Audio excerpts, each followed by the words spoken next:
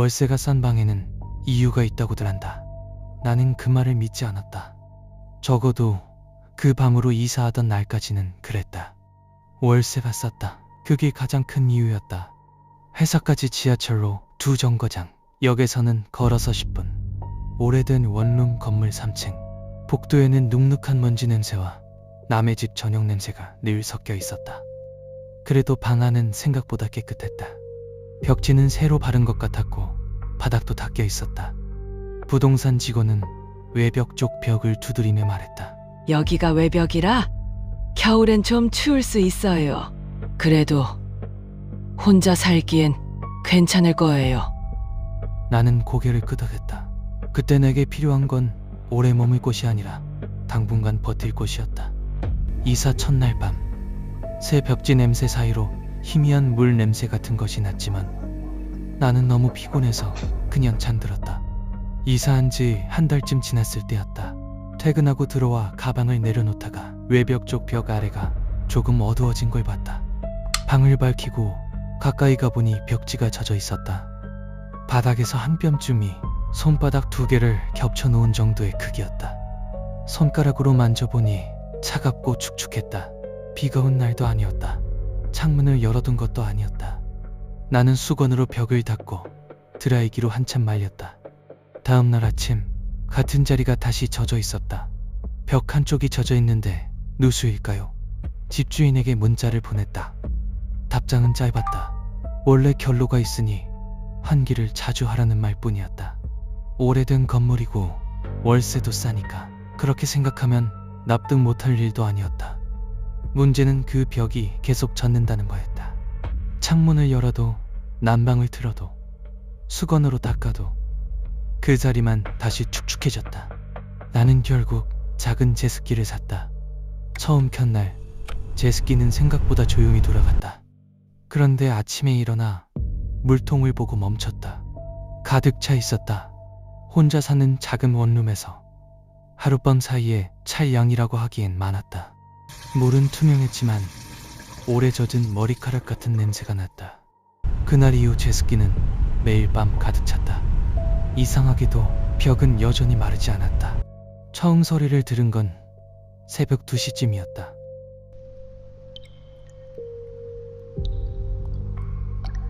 물 떨어지는 소리였다. 화장실도 싱크대도 천장도 멀쩡했다. 방으로 돌아오자 다시 소리가 났다. 벽 쪽이었다. 정확히는 벽 안쪽에서 나는 것 같았다. 나는 벽에 귀를 댔다. 몸을 때려는 순간 바로 귓가에서 다시 소리가 났다. 나는 뒤로 물러났다. 벽 안에 물이 떨어질 공간이 어디 있지? 외벽이면 바로 바깥 아닌가? 그날 나는 불을 켜둔 채로 거의 잠들지 못했다. 그 주말에 민준이가 놀러왔다. 방에 들어오자마자 인상을 찡그렸다. 야, 네 방 왜 이렇게 눅눅하냐? 외벽이라 그런가 봐. 민준이는 바로 그 벽을 봤다. 그가 손을 뻗었다. 나는 나도 모르게 말했다. 만지지 마. 뭐야, 벽에 정이라도 들었냐? 나는 웃으려고 했지만 잘 되지 않았다. 민준이는 방을 나가면서 사진을 찍어 집주인에게 보내라고 했다. 나는 카메라를 켰다가 곧바로 껐다. 사진으로 남기는 순간 이 일이 진짜가 될 것 같았다. 됐어, 내가 알아서 할게. 민준이는 잠깐 나를 보더니 말했다. 너 요즘 좀 이상하다. 문이 닫히고 나서 나는 천천히 벽을 봤다. 젖은 자리가 조금 더 넓어진 것 같았다. 그날 밤 나는 다시 그 소리에 깼다. 그런데 이번엔 그 사이에 다른 소리가 섞여 있었다.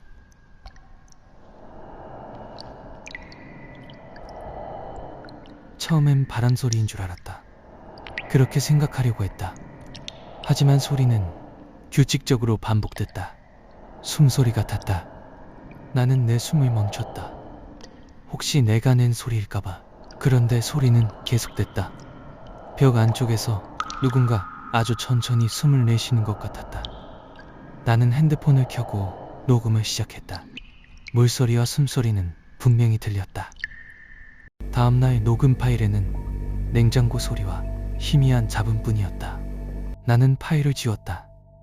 며칠 뒤 젖은 부분의 벽지가 조금 들떴다. 나는 벽 앞에 앉아 들뜬 부분을 잡아당겼다. 벽지가 힘없이 뜯어졌다. 그 아래에는 또 다른 벽지가 있었다. 오래된 벽지였다. 색이 발에 있었고 무늬도 촌스러웠다.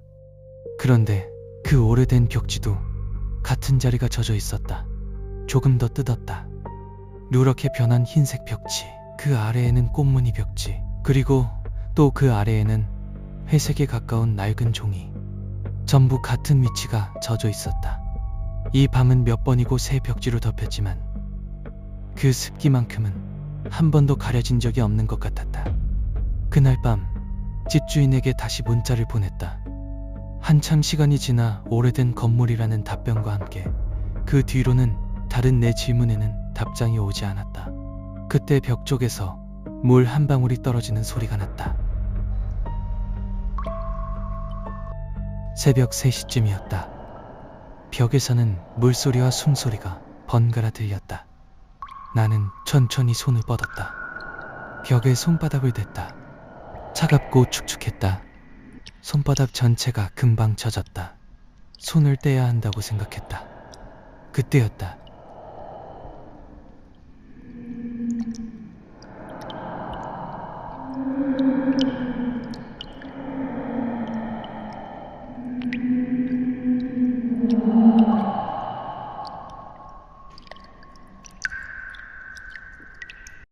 벽 너머에서 무언가가 내 손바닥에 자기 손을 맞댄 것 같았다. 무서웠다. 그런데 무서움만 있는 건 아니었다. 오래전부터 알고 있던 사람이 오랜만에 손을 맞대준 것 같은 이상한 안도감이 있었다. 나는 아주 작게 물었다. 거기 누구 있어요? 대답은 없었다. 대신 물 한 방울이 떨어졌다.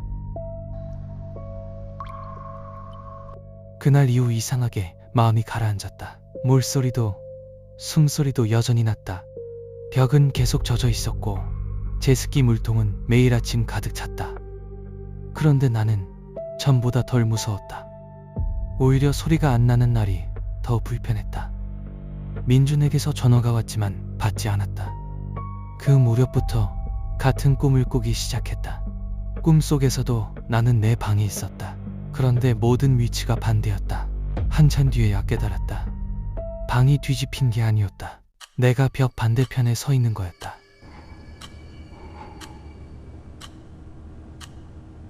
이제는 들려? 그 순간 잠에서 깼다. 벽은 그대로 젖어 있었다. 하지만 그날은 물소리도 숨소리도 없었다. 처음으로 방이 완전히 조용했다. 나는 그 조용함이 무서웠다. 그날 퇴근하고 방에 들어오자마자 멈췄다. 벽이 말라 있었다.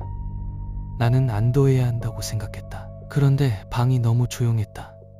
새벽에 눈을 떴을 때 몸이 차가웠다. 문제는 내 침대였다. 침대 시트가 젖어 있었다. 마치 내 몸에서 물이 나온 것처럼 젖어 있었다. 하지만 내 몸은 전혀 젖어 있지 않았다. 한 달이 지났다. 벽은 그 뒤로 다시 젖지 않았다. 집주인이 젖은 벽에 벽지 도배도 다시 해줬다. 그런데 이상하게 베개와 시트만 가끔 젖어 있었다. 어느 순간부터 나는 그걸 그냥 받아들이기 시작했다. 불을 끄고 누우면 등 뒤에서 아주 느린 숨소리가 들렸다.